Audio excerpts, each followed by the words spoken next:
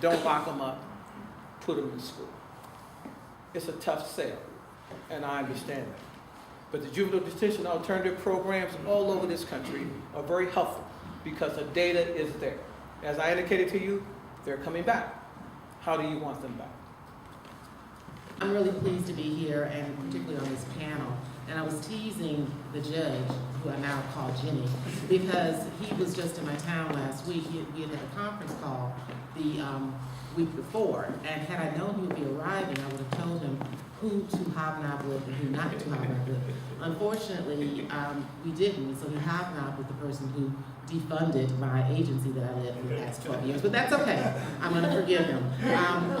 By way of how I got here, I have practiced law for nearly 20 years, and as many of us, you go straight through law school, you kind of, at least I'm of that generation where you pick what you're going to do and your parents expect you to do it.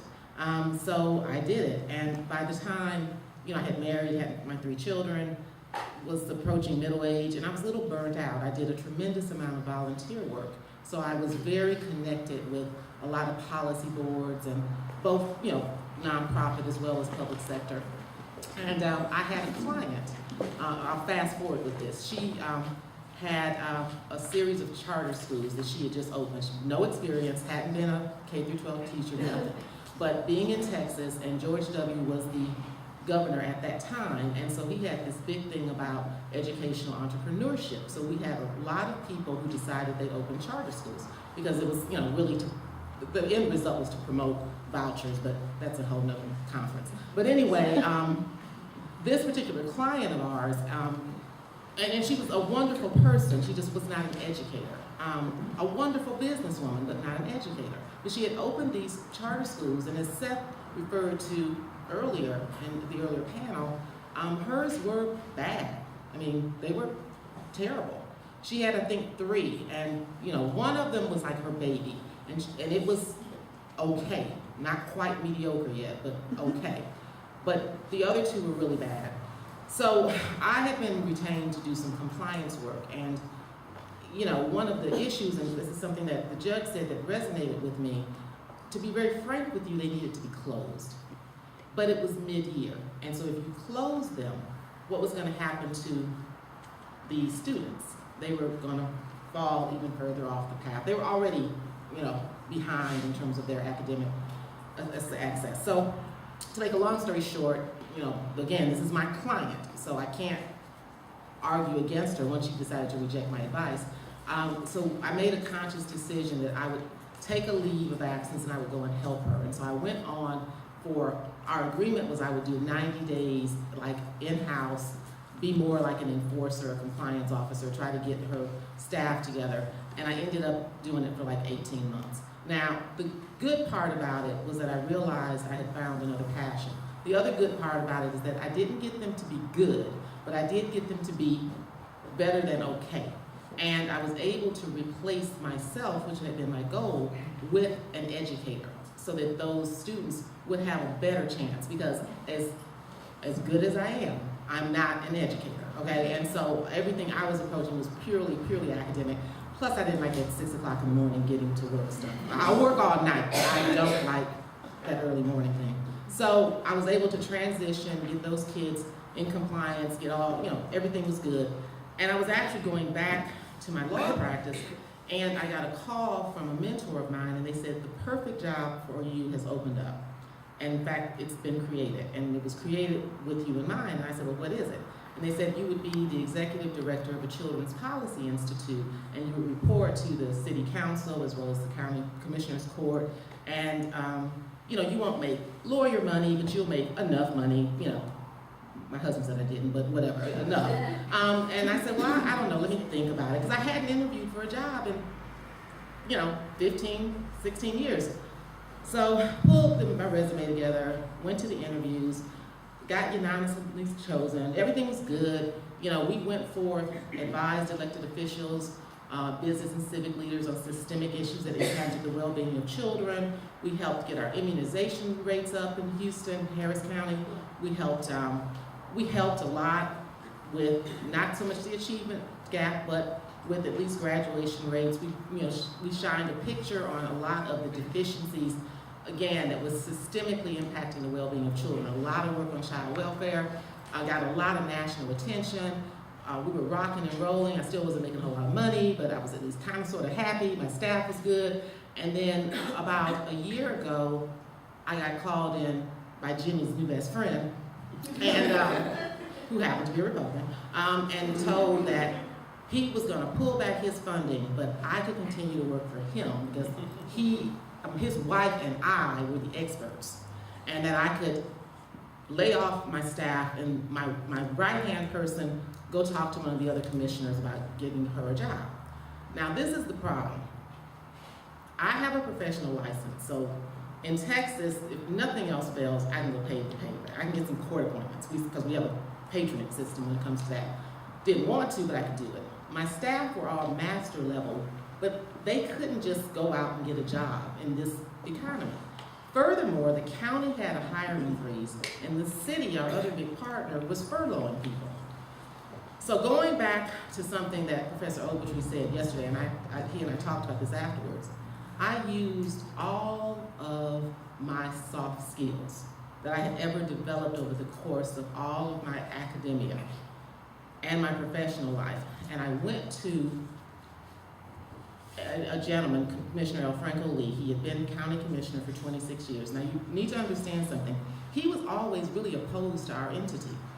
He just came around in the last 4 or 5 years because he felt like, we were just enough fluff to be defunded. Now he's a Democrat and he totally expounds all these principles, but he was like, why? Until 4 or 5 years ago. And so he came into the light and I won him over. And so I went to him and I said, Commissioner, I've got this problem. I really need my staff placed. I mean, forget about me.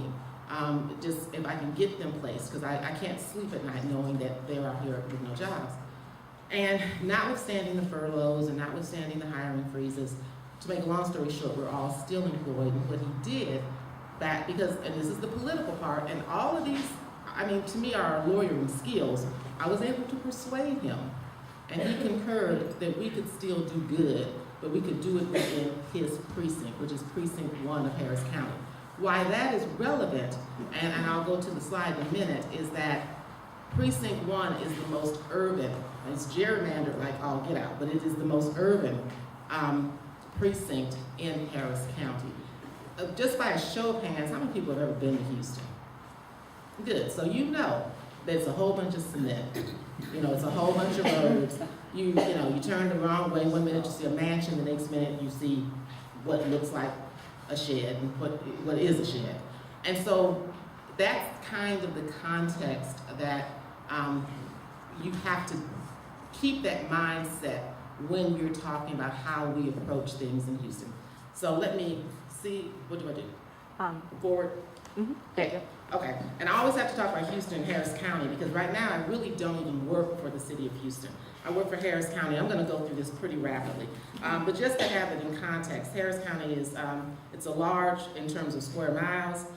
It's the most populous county in the state, the third most populous in the county. And what's really important is, as I said, my boss has the city of Houston is a large part of his precinct, and the unincorporated parts of Harris County, if it were a city, would be the 4th largest city. So we're talking about a whole lot of land mass to cover, and we don't have a tremendously great public transportation system. And I'm sure you all noticed that if you've been there. I've covered the 4th largest city part, but what's important is we have 26 independent school districts that are within Harris County, with HISD being the largest. There's more than 90 languages spoken in the Houston area. And we also have one of the largest populations in the country. I was youth populations. I was chastised a month ago because I co-presented components of this report with a gentleman from the School of Education at University of Houston. In fact, he had been the dean. He just recently stepped down because he got some billionaires to fund him on a whole other project. But anyway, he told me that I made a statement that Houston was, you have to think of it not as the West, but as the South. It's a very southern city. He chastised me on the panel, which I have forgiven him for, although I told him I didn't appreciate it, and he says it's an international city. and I would submit that it wants to be, okay? Now, about Houston, Harris County, this is the population. I focus, you can't see this real good, but there's about a million, over a million children, because I, again, focus on children in terms of my work, in terms of the child population. Now, the race and ethnicity, you see we have a large number of Hispanics. It's a growing population. People, again, think about, Houston, up until 15, 20 years ago, and if I were Steve Kleinberg, I could expound upon this, you had more of a Southern dynamic. I took that slide out because it would take too much time. So you had a lot more percentage-wise of African Americans and Caucasians, Anglos. Now it's shifted, you have a lot more Hispanics. In terms of the child population, we see that same trend. The reality is that the Houston Independent School District, which is the only one we're going to talk about today, about the new estimate is about 82% of the enrollment is minority, with the abundance of that being Latino. Now, the child population by age, I wanted to leave this slide in because unbeknownst to me, Dr. Heckman's presentation was a good segue. You see our child population 0 to 5. That is our greatest, 6 to 11. And so the issues about putting resources into early childhood and putting it younger are something that's very relevant and we have to have conversation on. Now, let me take some privilege here, because this is where I think that as lawyers, in terms of consensus building and understanding facts, data, policy, and things of that nature, you can be very effective. We are in the midst of an ongoing discussion in our community and many other communities around the country about this whole early childhood stuff. And I totally respect Professor Heckman. I agree with him on most instances. The problem that I have is that if you are an early childhood advocate, you would like to argue with all other youth development specialists that 90 cents of every dollar should go to early childhood. And my retort to that is you cannot kick the child to the curb when they turn 6. And that dime that you have left from 6 to 18 may be insufficient. So in terms of how we do this allocation, there's got to be some more thought put into it. And I don't know the answer to it. I don't know the answer, but I think that one of the things, again, looking at what you can do with your legal skills and consensus building and being able to look at multiple sides of the equation is to add some leadership there. The graduation rates, because that's something that's important. Right here, this slide would show about 77%, and there's copies of this outside for those of you that don't have it. That's kind of sort of accurate. I'm not going to debate that. I would say that our graduation rate is around 70%. I mean, this is what's compiled by TEA, and we know that there's some issues with state data. The 12% that's on here shows dropouts. Now, what's interesting is other, that 11%. And we have, it's a running joke, but it's not funny. If you go into HISD and some of the other districts and you actually request their data and you start drilling down, and a lot of this 11, some of it, a smidgen of it is maybe someone had reached majority and they got married or whatever. But what a lot of this is, about 9% of it is return to country of origin. Well, what does that mean? And what proof do you have that they returned to the country of origin? When it's all said and done, they dropped out and you don't know where they are. But that's a way of not having to classify them as a dropout. So if you can say, with some degree of certainty they went to their country of origin, or you think that they did, then that's a way of reducing your quote-unquote dropout rate.